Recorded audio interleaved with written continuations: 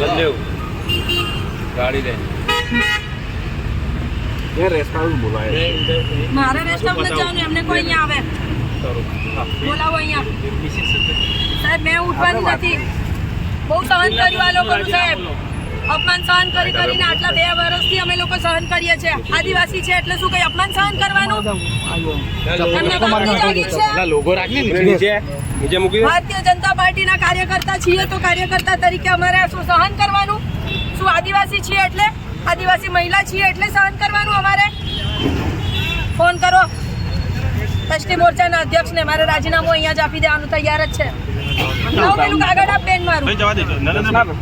મામા તમે ઉતાવળની વાત ના કરશો આ લોકોને છે ને આ લોકોને તમારી બધાની હાજરીમાં થયું છે તમારા બધા વડીલોની હાજરીમાં થયું છે અને તમે લોકો જો ના બોલતા હોય ને તો ના બોલશો મેં બેસીશ અહીંયા ગાડી મારા આદિવાસી માટે બેસીશ મેં અહીંયા મેં લડીશ અહીંયા મારા આદિવાસી માટે ભલે ને મેં મરી જતી મારો બાપ બી મરી ગયો આ આદિવાસી માટે લડતા લડતા મનસુખભાઈ સામે આટલો હાથ ઉગાડ્યો ત્યારે કેમ તમે કોઈ બોલ્યા નહીં કેમ કોઈએ કીધું નહીં કે મનસુખભાઈ જેવા વડીલ સાંસદ સામે એ ભાઈએ જિલ્લા પ્રમુખે હાથ ઉગામ્યો કેમ કોઈ એક્શન ન લીધું કેમ કોઈ તમે લોકો બોલ્યા નહીં વડીલ છે 7 ટર્મનો સાંસદ છે તમે ત્યારે કેમ કોઈ બોલ્યા નહીં આદિવાસી છીએ એટલે શું અમારે એમના પગમાં પડીને જીવવાનું છે આદિવાસી છીએ એટલે શું અમે ગુલામ છીએ જિલ્લા પ્રમુખ હોય તો એના ઘરનો સભ્યતા હોવી જોઈએ દરેક વ્યક્તિ માટે એ કોઈ પણ વ્યક્તિ હોય નાનો હોય કે મોટો વ્યક્તિ હોય દરેક વ્યક્તિને માટે એને માન સન્માન હોવું જોઈએ સભ્યતા હોવી જોઈએ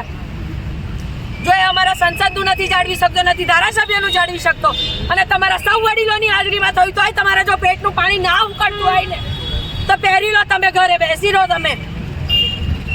કોઈ જરૂર નથી અહીંયા બી બેસવાની બેસો તમે ઘરે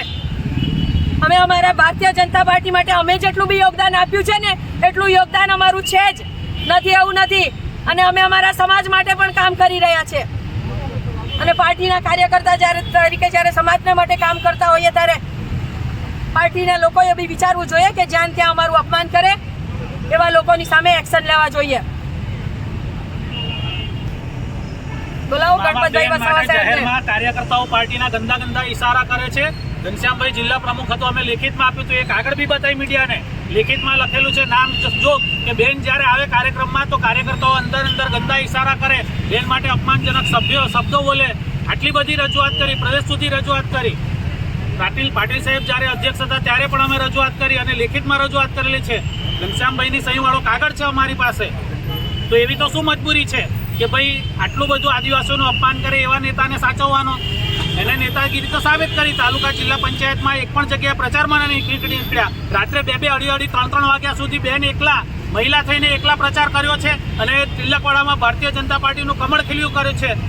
બધાને જ ખબર છે કે સંગઠનનો એક પણ નેતા કોઈ જગ્યાએ પ્રચારમાં નીકળ્યો નથી ધારાસભ્ય તરીકે મહિલા તરીકે બેટરીના ટોર્ચમાં ડુંગરોમાં ચાલીને ઘરે ઘરે પ્રચાર કરીને ધારાસભ્ય તાલુકા જિલ્લા પંચાયતની અંદર ભારતીય જનતા પાર્ટીનું કમળ ખીલાવવા માટે મહેનત કરી છે અને એ મહિલા ધારાસભ્ય એક આદિવાસી હોવાના કારણે જિલ્લા પ્રમુખ નીલ રાવ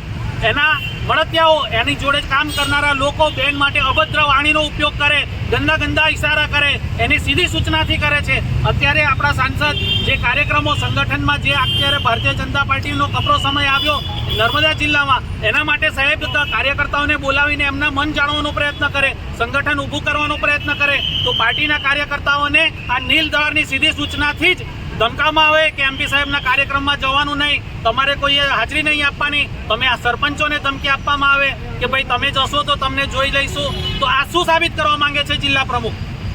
એ જ બતાવવા માંગે છે કે સાંસદ આદિવાસી હોય ભલે 7 ટર્મના હોય કે ધારાસભ્ય હોય મહિલા હોય પણ આદિવાસીઓની અમારા માટે કોઈ ગણતરી નથી આદિવાસીઓને અમે કંઈ સમજતા નથી આદિવાસીઓ અમારા વર્ષોથી ગુલામ છે ને અમારે ગુલામ જ રાખવાના છે આ એમની માનસિકતા છે એ બદલવી જ પડશે એ સમયની પણ માંગ છે અને આજે જાહેરમાં ધારાસભ્યનું અપમાન કર્યું કમલમના બંધ બારણે તો અસંખ્ય વાર અપમાન કર્યું પણ આજે 300-400 માણસની હાજરીમાં જો ધારાસભ્ય એક મહિલાનું અપમાન થતું હોય તો એ આદિવાસી સમાજ માટે પણ ચિંતાનો વિષય છે અને આદિવાસી સમાજે પણ જાગૃત થઈને એક થવાની જરૂર છે અત્યારે જે સાંસદ શ્રી અને ધારાસભ્ય શ્રી દારૂ જુગારના અડ્ડા અફીણ ગાંજાના જે મુદ્દા ઉઠાવી રહ્યા છે તો આની પાછળ પણ કોણ છે, કેમ છેલ્લા 2 વર્ષમાં દારૂના ધંધા અહીંયા ગાડી જોરશોરથી ચાલવા માંડ્યા છે, કોણ એની પાછળ છે, તો એ પણ તપાસનો વિષય છે, ચિંતાનો વિષય છે. આ બધું જાણવું પડશે. આમાં આદિવાસી સમાજ પાયમાલ થયો છે, આદિવાસી યુવાનો કંગાલ થઈ રહ્યા છે, બેરોજગાર થઈ રહ્યા છે અને અમારી મા બેન દીકરીઓ વિધવા થઈ રહી છે. તો એ આદિવાસી સમાજે જાણવાની જરૂર છે.